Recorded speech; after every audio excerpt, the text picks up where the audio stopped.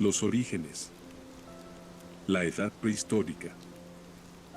Averiguar cuándo empezó la materia, si ésta es inseparable de la fuerza, si el concurso fortuito de los átomos pudo formar los cuerpos, errantes en el espacio con leyes determinadas y eternas. Como alrededor de uno de estos innumerables soles se colocaron 8 grandes planetas y otros muchos de menores dimensiones, y un número indeterminado de cometas, como uno de estos planetas, que es nuestro globo terráqueo, se condensó, y en el transcurso de millares de siglos adquirió su forma actual, pero, sin que conozcamos más que su parte externa, compuesta de capas que designan sus varias épocas geológicas, que goza de un clima glacial en los polos, cálido en el ecuador y templado en los trópicos, y está habitada por hombres en toda su superficie.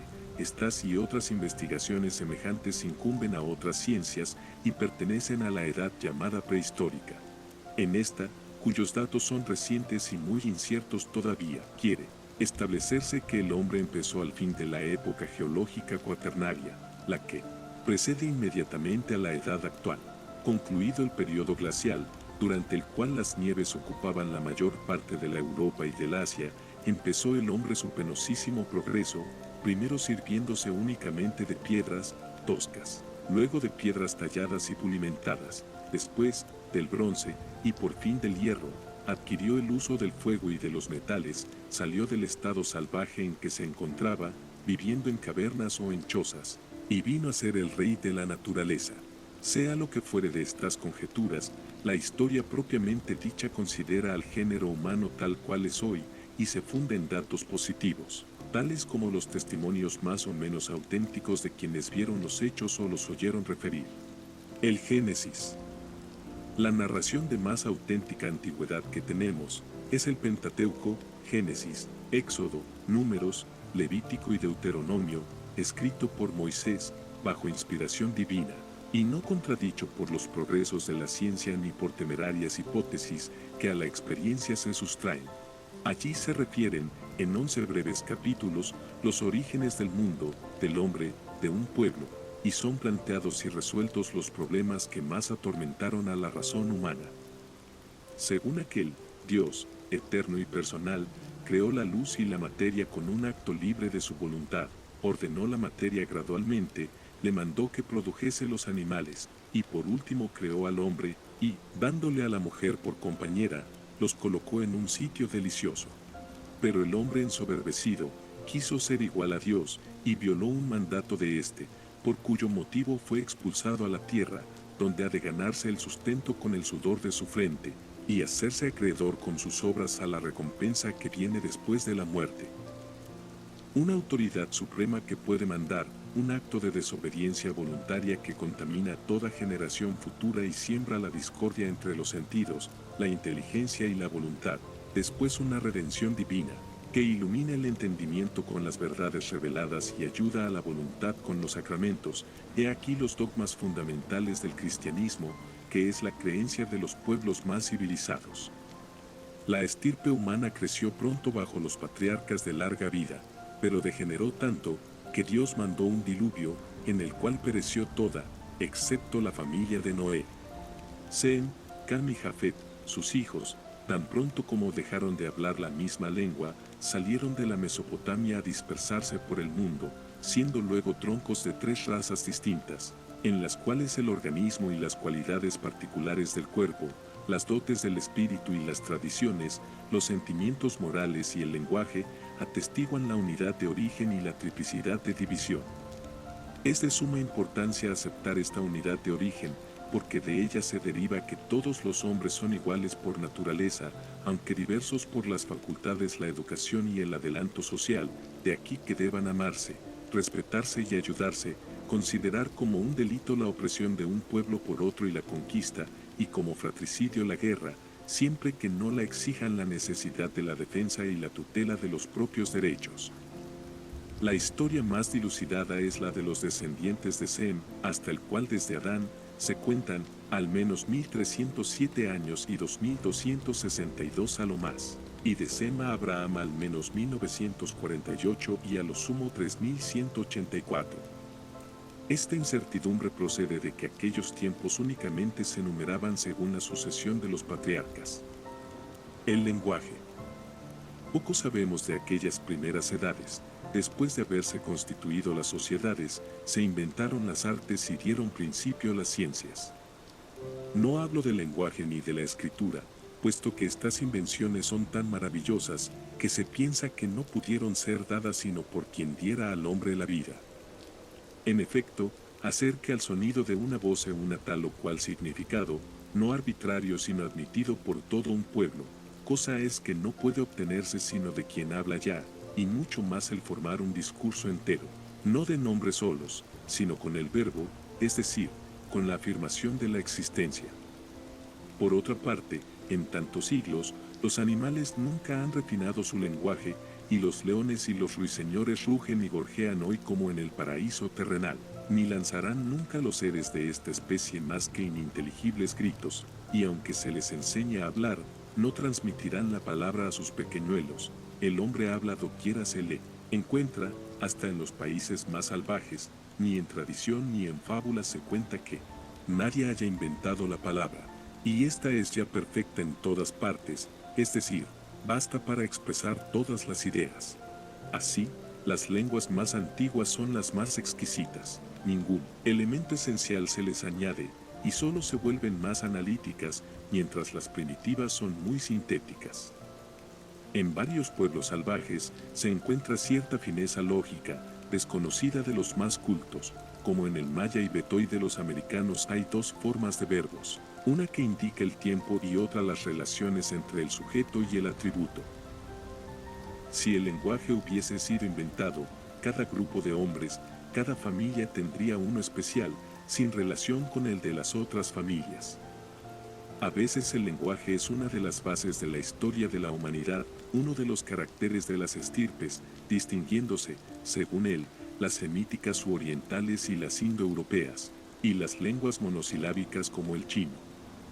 Las lenguas son los lazos más sólidos de las naciones, que no se rompen ni por el tiempo, ni por conquista, ni por barbarie. Y la palabra es siempre la idea expresada, como es la palabra pensada la idea, y sin la palabra tal vez no adquiriría el hombre las ideas generales. El lenguaje es la mayor prueba que pueda aducirse contra los materialistas y aquellos que en el hombre no ven más que un mono perfeccionado. Escritura. Comprender luego que la voz podía descomponerse en 5 vocales y 15 o 16 consonantes, y que estos sonidos podían presentarse a los ojos en forma de signos, e inventar además la escritura, es también un prodigio tanto más notable, cuanto que alguna escritura se encuentra en los pueblos todos.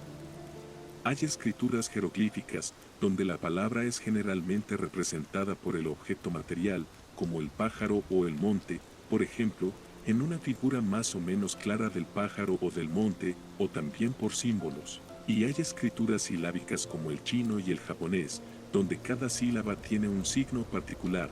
Tenemos, en fin, nuestra lengua alfabética, la más perfecta de todas, donde cada sonido y cada modificación tienen su signo. Otro carácter distintivo del hombre y prueba del origen único es la perfectibilidad, dote que les distingue de todos los animales.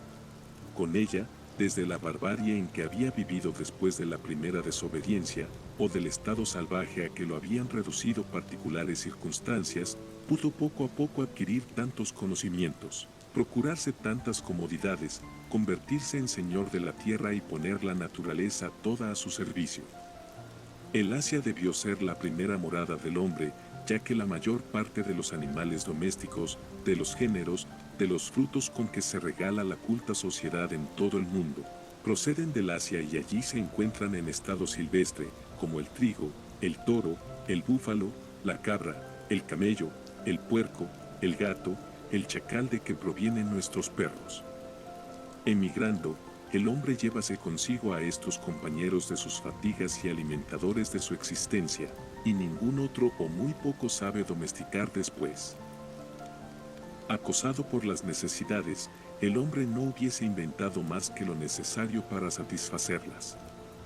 Pero estaba dotado de razón, por medio de la cual distingue el efecto de la causa, lo invisible de lo visible, la unidad en la multiplicidad. y comprende también sus deberes y el derecho de poderlos cumplir y verlos respetados por los otros. Por esto era inherente a su naturaleza el vivir en sociedad, sin la cual el hombre no sería hombre, como si le faltase la vista o la palabra. Sociedad patriarcal. La primera sociedad fue la doméstica, donde prevalecía el padre por autoridad atemperada con el afecto. En la larguísima vida de los patriarcas, este padre veía multiplicar su descendencia y formarse una tribu entera a cuyo frente él se encontraba. Después le seguía el más viejo o el más autorizado, el más experto en el mando, el mejor observador de los astros, gobernando sin magistrados y sin fuerzas, pero con conciencia y por medio de la fe, el respeto, la gratitud y la convicción. Él era rey, juez, sabio, pontífice. A la familia se une la propiedad, siendo aquella dueña del terreno que labraba, del ganado que pacía, de la casa, de los vestidos, de los muebles que se fabricaban. Algunas de aquellas gentes han conservado hasta ahora el gobierno patriarcal y las tribus, en otras partes se unieron bajo un solo patriarca varias tribus, cuyos jefes debían consultarles sobre los intereses comunes, y de aquí resultaron un patriciado que administraba los negocios públicos, diversidad de costumbres y de derechos en un mismo pueblo, de riqueza entre los individuos y de herencia, y la constitución de distintas familias por dignidad y por poder. A veces, un grupo de cazadores hace una expedición y necesita un jefe que la dirija. Este los domina a todos, y, si se establecen en un nuevo país, se constituye en rey. Los demás le obedecen porque así les parece conveniente y porque él se impone. Para evitar insurrecciones, pone soldados a sus órdenes. Para contentarlos, nombra jueces que mantengan el derecho. Otras veces, por la posesión de un prado o de una mujer, por celos o por ambición, un pueblo se levanta en guerra, conquista otro país, reduce sus habitantes a la esclavitud, sí, y los obliga a servir al rey y a la tribu conquistadora abrogándose el derecho de castigar. De este modo se formaron los primeros estados. La industriosa raza de Cam, que inventó el arte de trabajar los metales, pobló la Asiria y la Arabia, y penetró, por el istmo de Suez, en África y en las islas de los mares del sur. Los descendientes de Sem, conservadores de las tradiciones patriarcales, se quedaron en Asia, entre el Éufrates y el Océano Indio, de donde se extendieron después por una parte de la Asiria y de la Arabia, penetrando hasta América. Más torpe que aquella y menos corrompida que esta, la estirpe de Jafet se dirigió hacia el septentrión, ocupando las islas del Mediterráneo y la Europa, y sacando partido de las ventajas que ofrecía un pueblo fuerte y dispuesto a la civilización. Esto se efectuó en el transcurso de largos siglos, durante los cuales la gente iba de tierra en tierra, mezclándose, combatiéndose, partiéndose las riquezas y los descubrimientos, los defectos y las creencias. El Asia. Hasta aquí, la historia puede considerarse como anónima, ahora empieza a distinguirse por países, por naciones y por hombres. El Asia, cima del género humano y de la civilización, se extiende sobre más de 933.350 milímetros cuadrados, entre el 24 grado de longitud oriental y el 172º occidental, y entre el Ecuador y el 78º de latitud boreal. Dos grandes cordilleras en dirección al Ecuador la dividen en tres zonas, la septentrional o Siberia, entre el Altai y el Océano Glacial, desconocida de los antiguos. Entre el Altai y el Tauro se eleva la más alta región del mundo, árida y desprovista de arbolado, con muchas praderas.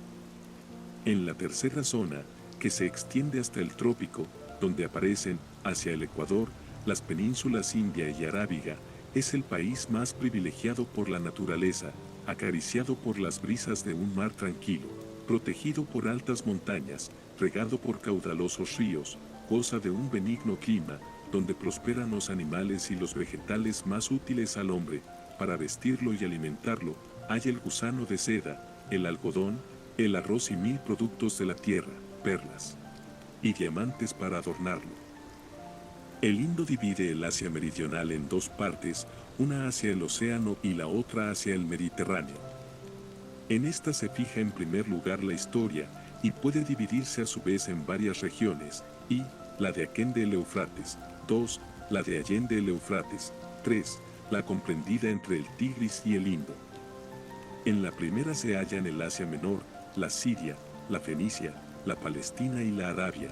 En la segunda, la Mesopotamia, la Armenia y la Babilonia. En la tercera, la Asiria, la Susiana, la Persia, la Media, la Bactria y la Sogdiana.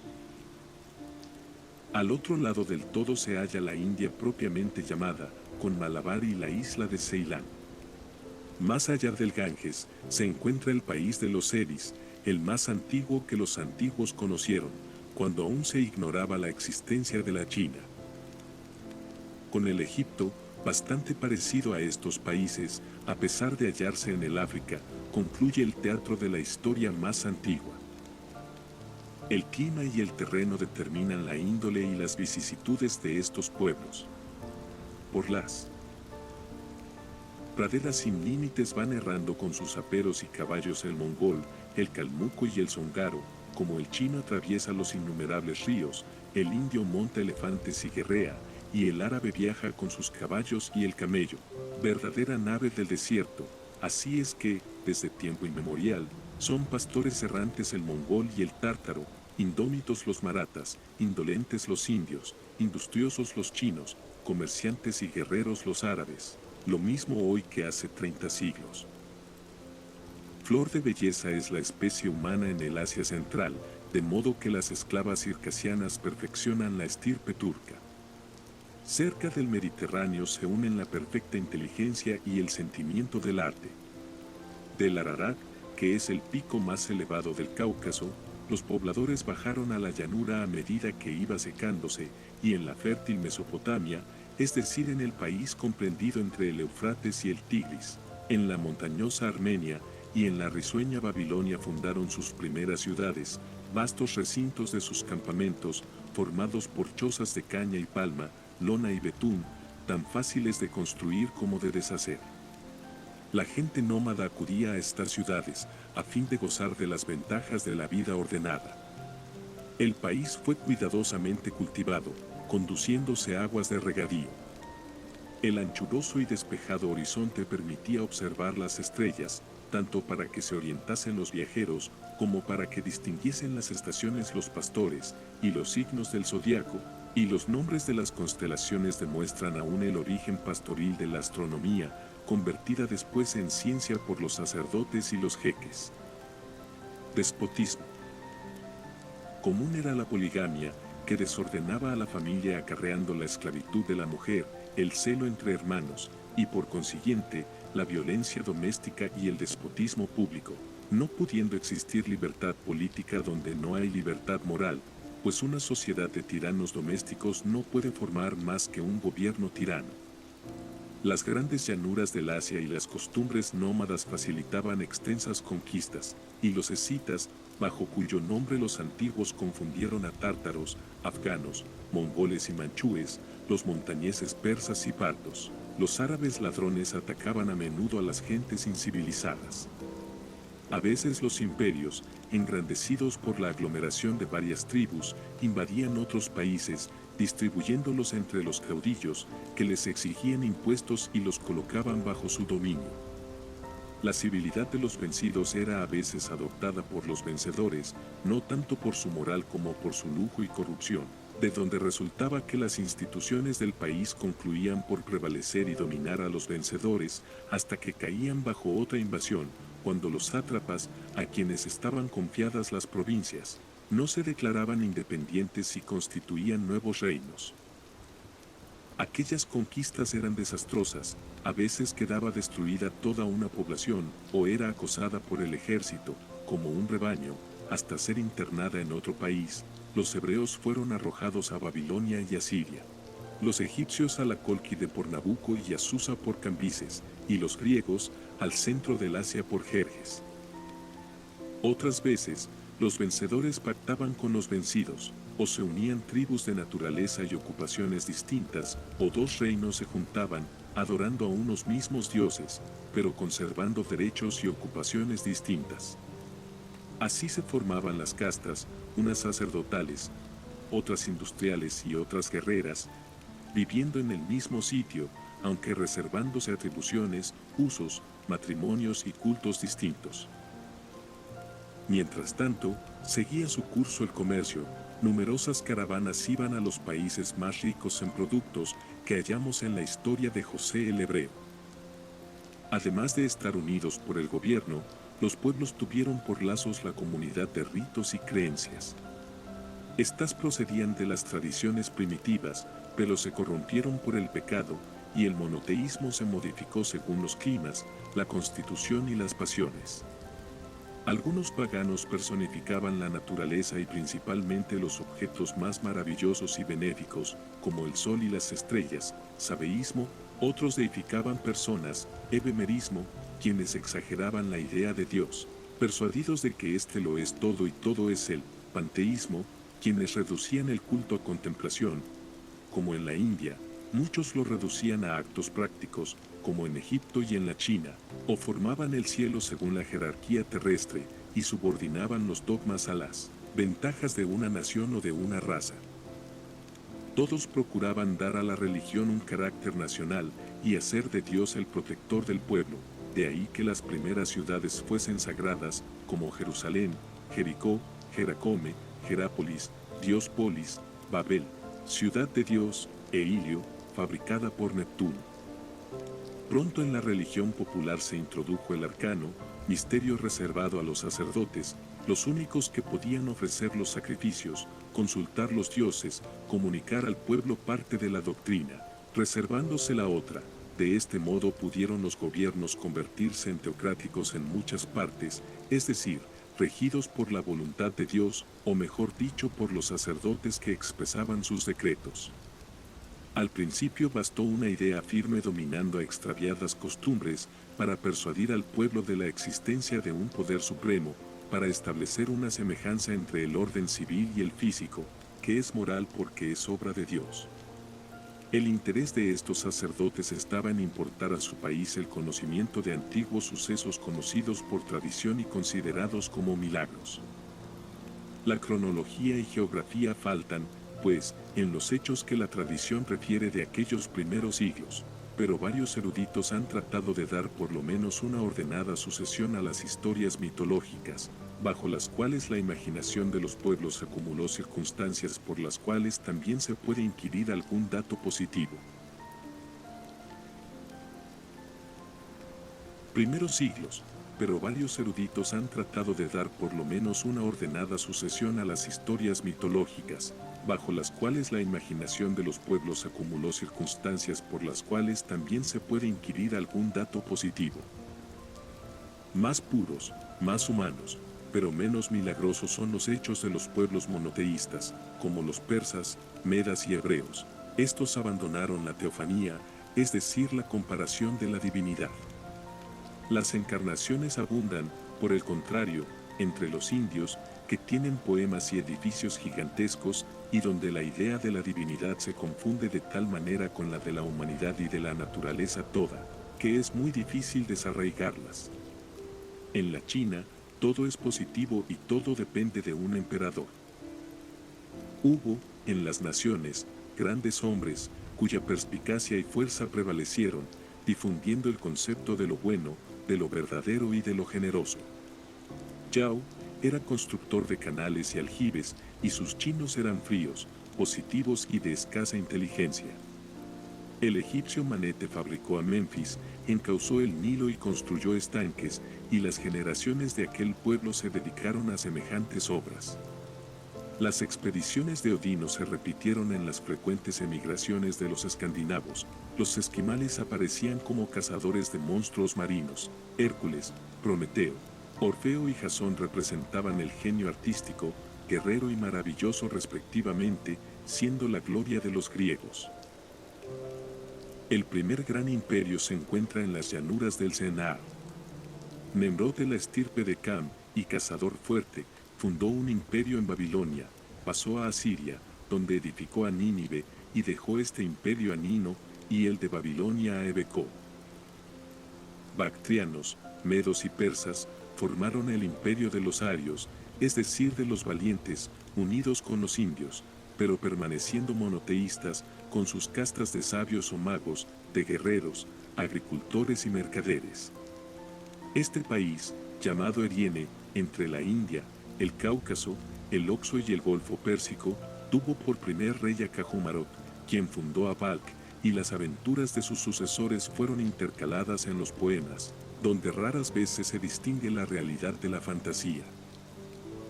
Nino, Argiasp, jefe de una tribu de arios semíticos, conquistó a Balkh con ayuda de Semiramis, engrandeció a Nínive, cuyo recinto era de 3 jornadas. Semiramis fabricó a Babilonia y otras ciudades, y difamada por sus libertinas costumbres fue asesinada por Nimia. A aquel pueblo asirio pertenecieron, según la Biblia, Teglar-Falasar, que destruyó el reino de Damasco, 763, Salmanasar, que aniquiló al de Samaria, Sennaqueribe, cuyo ejército fue exterminado en Judea, 707, y en fin Sardanápalo, personificación de todas las voluptuosidades. Los sátrapas Arbaces y Belesis se rebelaron contra él y lo sitiaron en su capital, donde pereció en una hoguera con sus tesoros y sus mujeres, 667. Entonces prevaleció la estirpe medo-bactriana, que tenía por capital a Ecbatana, y sucumbió después bajo los caldeos, gente semítica y sacerdotal, vencida a su vez por la tribu de los pasagardos, mandada por Ciro, Corec. Los antiguos historiadores representaban estas revoluciones y cambios de capitales como sucesión de los imperios asirio, babilónico, medo y persa, cuando no constituían más que el gran imperio comprendido entre el Éufrates y el Tigris, país muy abierto, cuya capital era Babilonia, ciudad cuadrada de 15 millas por lado y ceñida por Semiramis de muros tan anchos que 6 carros podían andar por ellos de frente, con 1500 torres, magníficos diques en el Éufrates, jardines, paseos y casas alineadas, relucientes como el esmalte, adornadas de flores y coronadas de palmeras, con un suntuoso templo consagrado a Belo, del cual sobresalía una torre de 8 pisos. Las inmensas ruinas de sus palacios y de sus templos, pronosticadas por Isaías, atestiguan aún su magnificencia. Esta era debida a la riqueza proporcionada por la industria y el comercio. Allí se tejían telas y tapices preciosos, y se trabajaban piedras duras que hoy día adornan nuestros museos con el nombre de cilindros babilónicos. Cuando la piedra faltaba, era suplida por arcilla y nafta, que abundaban mucho en aquel país. Descubriéronse magníficos restos de su escultura en Josabat y en Kohunsich. Adoraban héroes divinizados y los astros Belo y Milta, es decir, el sol y la luna, con un cortejo de astros. Heródoto recuerda 2 fiestas principales, una en honor de Belo, donde se gastaban hasta miles de talentos en incienso, y otra en donde los esclavos hacían de amos, como en las Saturnales. Beroso, sacerdote caldeo, nos transmitió confusamente los hechos y pensamientos de aquel pueblo, que también sacrifica a Dios víctimas humanas. En el templo de la diosa Milta, las mujeres se prostituían por devoción.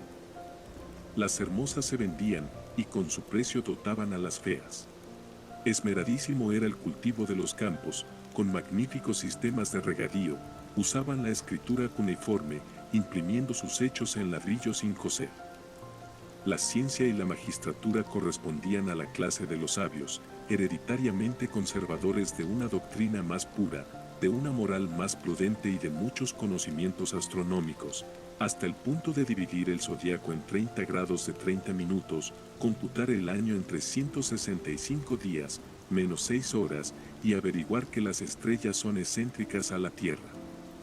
La gran torre que servía para las observaciones astronómicas ofrecía la medida del estadio caldeano, que era la 1119 parte del grado, equivalente a 5702 toesas, un pie, 9 pulgadas y 7 líneas, lo que difería solamente de 63 toesas de la medida de la Tierra que hoy conocemos.